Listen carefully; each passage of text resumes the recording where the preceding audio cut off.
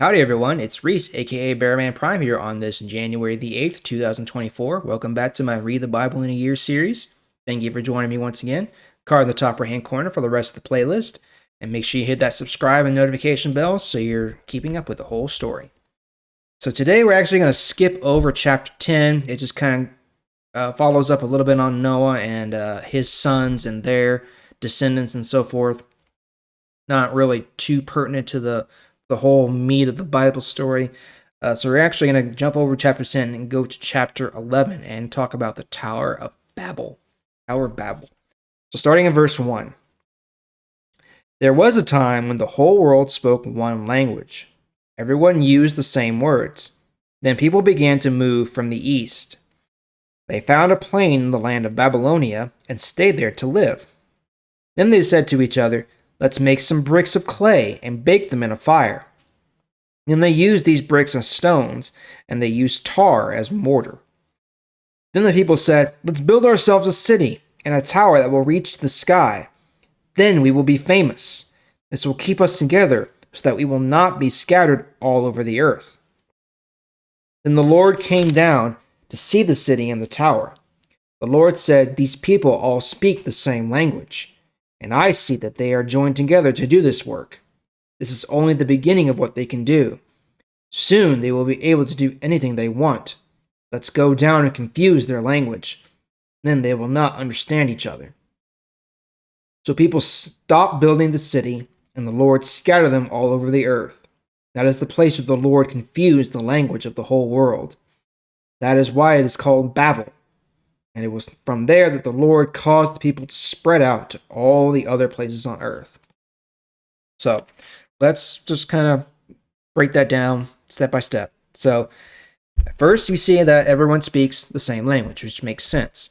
At this point, all human life comes from Noah and his sons, so they all spoke the same language. Basically, they were one people.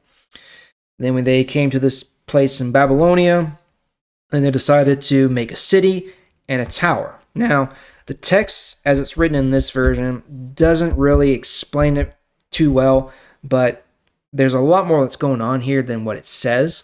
And what's going on here is that these people are building this tower and this city not because they want to please God, not because God asked them to. They're doing it to satisfy their own desires and for their own ego. They're trying to make themselves great and be like God on their own.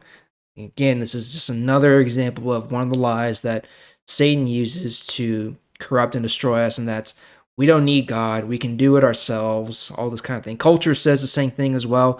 Culture's always trying to tell us, hey, you can be anything you want, you can do anything you want if you just buckle down, work hard, and believe in yourself, you can do it. And sometimes, like a parent is afraid for their child who they know is going to do something dumb or hurtful.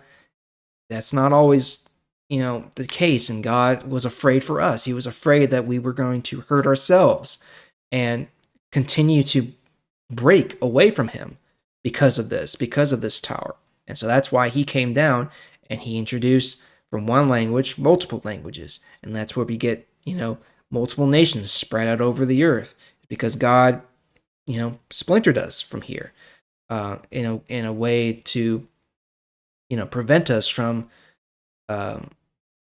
propping ourselves up to be like him. Hopefully that makes sense. Anyway, the point of that is that we shouldn't try to do things on our own. We should always try to keep God in focus and keep God in our lives. That way, he can do great things when we can't do them on our own. Thank you for joining me. Sure do appreciate it, and I will see y'all tomorrow.